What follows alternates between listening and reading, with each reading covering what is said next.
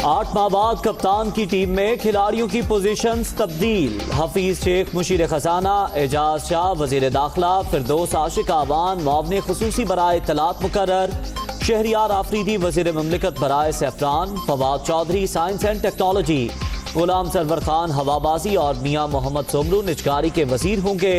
आजम सवाती की भी पिच पर वापसी।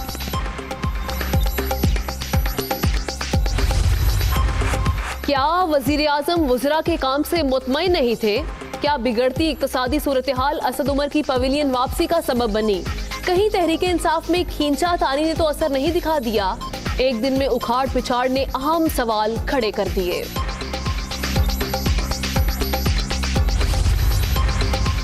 वज़ीर आज़म का एक रोज़ा दौरे पर आज खैबर पख्तूनख्वा जाने का प्रोग्राम। जिला और अक्सई के किलाया ग्राउंड में जलसे से खिताब भी शेड्यूल।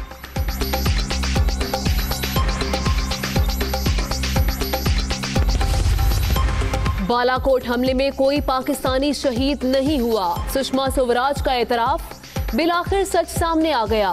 उम्मीद है 2016 की सर्जिकल स्ट्राइक के झूठे दावों पर भी हकीकत सामने आ जाएगी। डीजी ISPR का ट्वीट।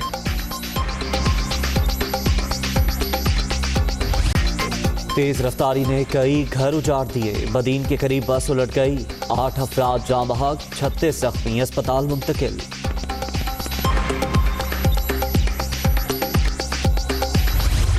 सानिहा मॉडल टाउन की तहकीकात के लिए नई JIT के खिलाफ दरखास्तों की आज समाअत। जस्टिस कासिम खान की सरबराही में लाहौर हाई कोर्ट का 3 रुकनी फुल बेंच मुकदमा सुनेगा।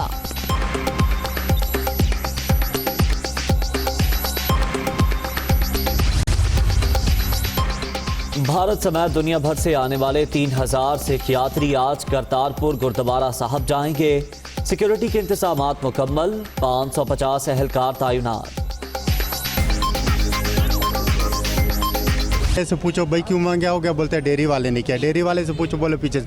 मतलब है कोई अपने ऊपर लेने के लिए तैयार नहीं है कि ये चीज़ें क्यों महंगी हुई है। कोयटा में गवाले बेलगाम। दूध 95 के बजाय 110 रुपए लीटर में बिकने लगा। दही 100 के बजाय 130 रुपए किलो में फरोख्त। प्राइस कंट्रोल कमेटी अरकान बेबस।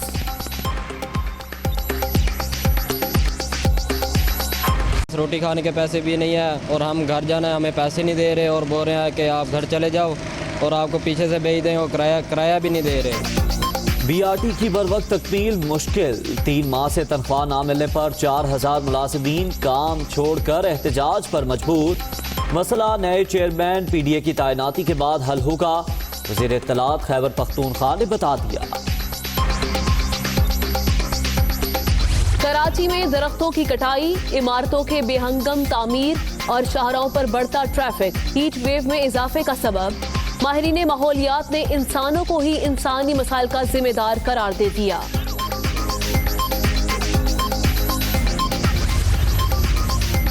31 थाने, गाड़ियों की तादाद 62, उनमें से भी 19 खराब।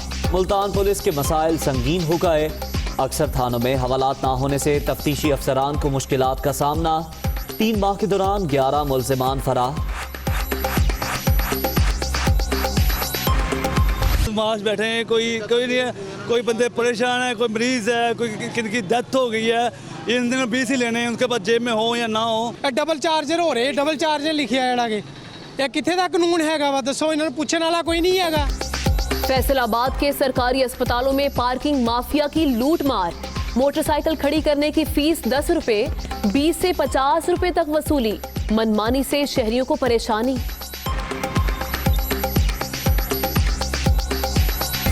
गाड़ी चलाता हूँ तो अपना गाँव में ना हम अभी बैठने के लिए जगह हमें मिल गई है। पंखे लगे हैं, 4 पहिया हैं, बहुत अच्छा इंतजाम किया है इन्होंने। ड्राइवर्स की जुबान से वाह वाह। गुजरांवाला जनरल बस स्टैंड में पनाहगाह। बेघर और बेसहारा अफराद नजरअंदाज। ट्रांसपोर्ट के कारोबार से वाबस्ता अफराद की मौत है। गैर मुंतखब सिलेक्शन। 47 रुकनी विफाकी काबीना में 16 गैर मुंतखब नुमाइंदे शामिल। काबीना में 4 मुंतखब अरकान की जगह मजीद गैर मुंतखब अफराद आ गए हैं। रुकने कौमी असम्बली असद उमर की जगह टेक्नोक्रेट अब्दुल हफीज शेख की एंट्री हुई है, जबकि इलेक्शन हारने वाली फिरदौस आशिक अवान ने फवाद चौधरी की जगह ली। वजीर सेहत आमिर कियानी और वजीर पेट्रोलियम गुलाम सरवर की जगह टेक्नोक्रेट्स की एंट्री हुई है। इसी बारे बात करेंगे हमारे नुमाइंदे अदील वड़ाइच से। अदील, कहिएगा, विफाकी काबीना में 16 गैर मुंतखब नुमाइंदे शामिल किए गए हैं, किन किन के नाम शामिल किए गए? हाँ जी बिल्कुल, ये 47 रुकनी कुल काबीना है और इसमें अब जो गैर मुंतखब अरकान हैं इनकी तादाद बढ़ती जा रही है। गुज़िश्ता रोज़ जो 8 वजारतों में रीशफलिंग हुई उसमें निस्फ यानी जो 4 लोग काबीना में नए आए हैं वो गैर मुंतखब नुमाइंदे हैं। यूँ वफाकी काबीना में 34% हो गए हैं ये तादाद बढ़कर जो गैर मुंतखब अरकान हैं। इन 16 गैर मुंतखब अरकान में 13 मुआवनीन खसूसी में से 11 जो हैं वो गैर मुंतखब हैं और 5 मुशीर हैं। कल एक नए मुशीर का यानी अब्दुल हफीज़ शेख का इजाफा हुआ है। तो जो रुकन कौमी असम्बली असद उमर की जगह टेक्नोक्रेट जो हैं वो अब्दुल हफीज़ शेख आ गए। इलेक्शन हारने वाली फिरदौस आशिक अवान ने फवाद चौधरी की जगह ले ली। वजीर सेहत आमिर कियानी और वजीर पेट्रोलियम गुलाम सरवर की जगह भी गैर मुंतखब नुमाइंदे आए। सेहत का कलमदान जो है वो ज़फ़रुल्लाह के पास गया। पेट्रोलियम की वजारत नदीम बाबर के पास चली गई और काबीना में वफाकी वज़रा की जो तादाद है इस वक्त वो 24 है। वज़ीर मुमलिकत वो बदस्तूर 5 ही हैं। वज़ीर आज़म के मुआवनीन खसूसी की तादाद जो है वो 3 अरकान के इजाफे से जो अब वो 13 हो गई है और मुआवनीन खसूसी में सिर्फ 2 जो हैं वो मुंतखब नुमाइंदे हैं जिनमें अली नवाज अवान और यार मोहम्मद रिंद शामिल हैं। नए गैर मुंतखब मुआवनीन खसूसी में फिरदौस आशिक अवान, नदीम बाबर और ज़फ़रुल्लाह शामिल हैं और दीगर गैर मुंतखब मुआवनीन खसूसी में शहजाद अकबर, इफ्तिखार दुरानी, नईमुल हक, जुल्फ़ी बुखारी, शहजाद कासिम, उस्मान डार, यूसुफ बेग मिर्ज़ा और नदीम अफजल चंद वो लोग हैं जो गैर मुंतखब हैं। अब्दुल हफीज़ शेख की शमूलियत के बाद वज़ीर आज़म के जो मुशीर हैं उनकी तादाद जो है अब कुल 5 हो गई है और दीगर गैर मुंतखब मुशीरान में मलिक अमीन असलम हैं, अब्दुल रज़ाक दाऊद हैं और शहजाद अरबाब और डॉक्टर इशरत हुसैन हैं। यूँ जो गैर मुंतखब अरकान हैं इनकी तादाद बढ़ती जा रही है और ये तादाद अब कुल काबीना के जो अरकान हैं उनका तकरीबन 34% से ज़ायद हो गई है। जी ठीक है अदील वड़ाइच, तो यकीनन ये जो मामला है इसके बाद जो लोगों के वोट लेकर असम्बलियों में पहुंचे हैं उनकी नुमाइंदगी करते हैं, यकीनन उन लोगों में भी और जिन लोगों के वोट हासिल किए गए हैं हल्के की आवाम में भी मायूसी फैलेगी कि उनके मुंतखब किए हुए लोगों को इस तरह से नुमाइंदगी नहीं दी जा रही, वजारतें नहीं दी जा रही बल्कि वापस ली जा रही हैं और टेक्नोक्रेट्स को नवाजा जा रहा है हुकूमत में। जी बिल्कुल, ये एक बहुत बड़ा सवाल है कि इमरान खान की जो टीम है, जो इलेक्टेड टीम है, जो ग्रास रूट लेवल से इलेक्ट होके यानी जो लोग ऐवान में नुमाइंदे भेजते हैं यानी उनमें शायद सलाहियत नहीं है और यही वजह है कि जो टेक्नोक्रेट्स हैं और जो गैर मुंतखब लोग हैं वो अवाम से मुतल्लिक पॉलिसी साजी में शामिल हैं जिनको अवाम ने इलेक्ट नहीं किया। तो काबीना में ये बहुत बड़ी तादाद इसे कहा जा रहा है कि यानी जो 47 रुकनी काबीना में 16 अहम पोजीशंस पे बैठे हुए लोग जो हैं वो मुंतखब होकर नहीं आए, गैर मुंतखब हैं और वो डायरेक्ट आए हैं। तो यकीनन इससे ना सिर्फ अवाम में बेचैनी फैलती है बल्कि इससे जो खुद पार्टी के अंदर जो लोग होते हैं उनमें भी बेचैनी फैलती है। ठीक है, शुक्रिया। आदिल वड़ाइच हमारे साथ मौजूद थे। इसी मामले पर बात कर लेते हैं, ब्यूरो चीफ इस्लामाबाद खावर घुमन हमारे साथ मौजूद हैं।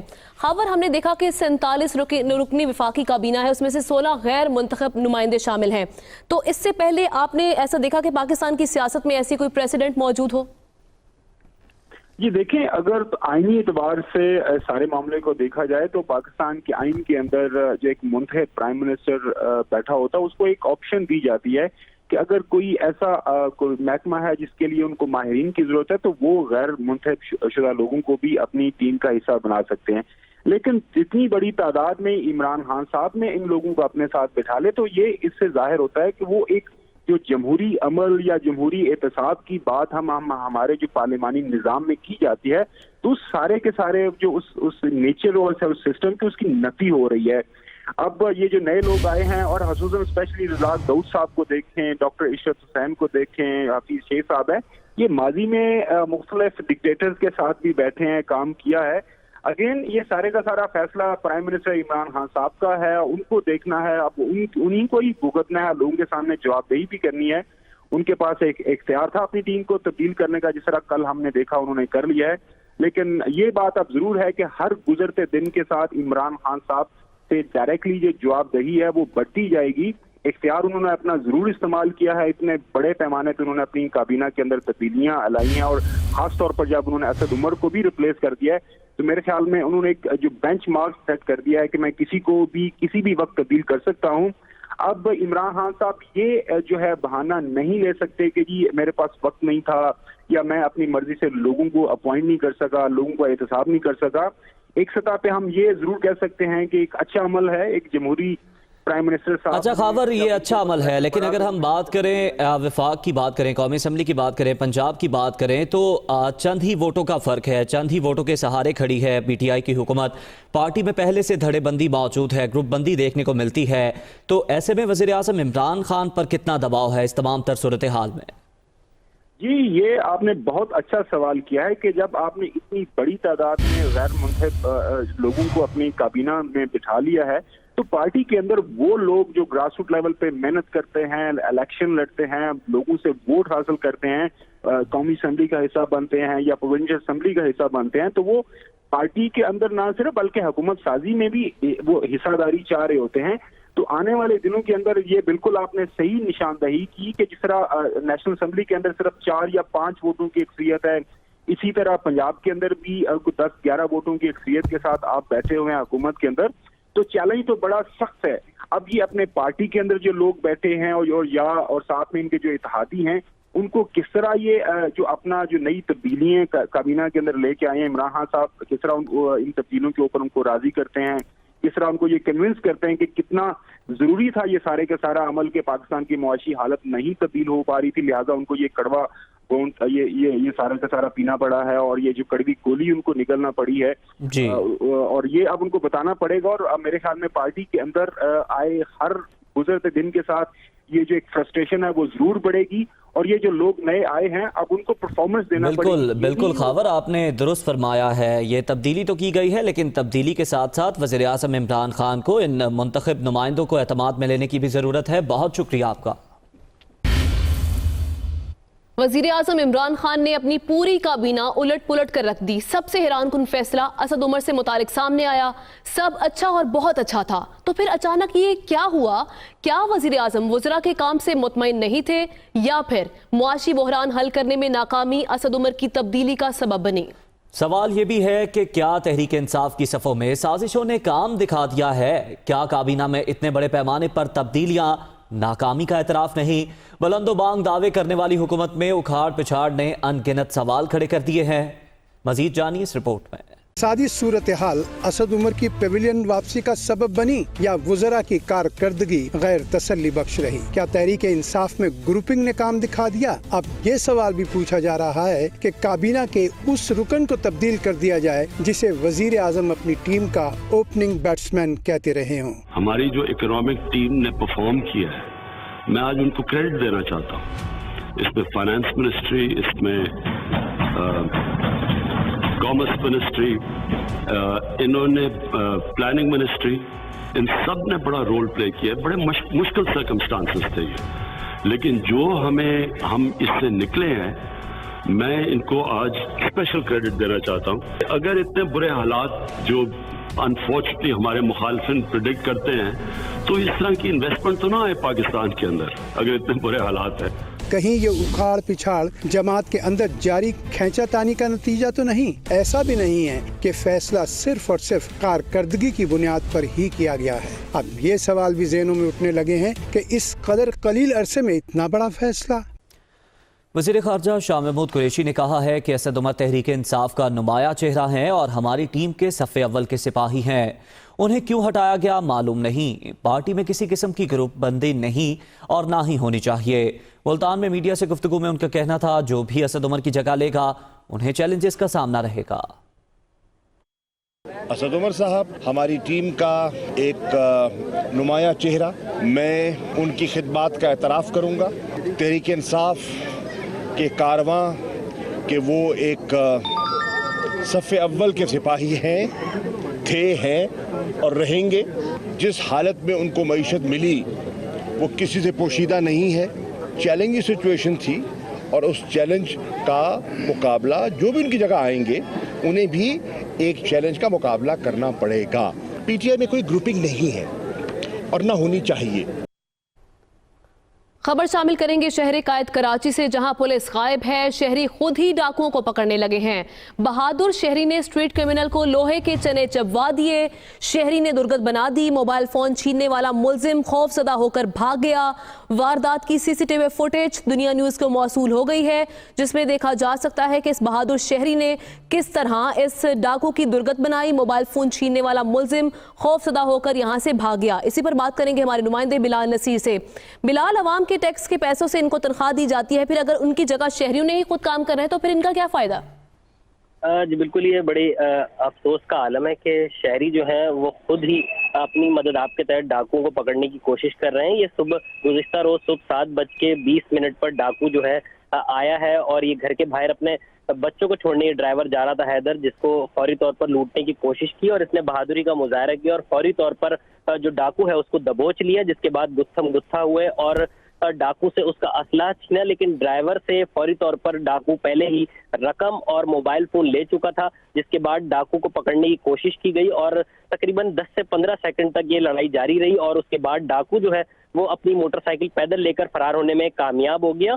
और ड्राइवर हैदर का कहना है कि उसने पहले भी ऐसा काम किया था और अब दोबारा किया है और इसका असला जो पकड़ा था उसने छीन लिया था, वो पुलिस के हवाले कर दिया और उसने कहा है कि फौरी तौर पर पुलिस से राब्ता भी कर लिया गया और मुकदमा भी दर्ज कराया जा रहा है ताकि इस डाकू को पकड़ने की कोशिश की जाए। सीसीटीवी फुटेज की मदद से पुलिस अब तक जो है वो डाकू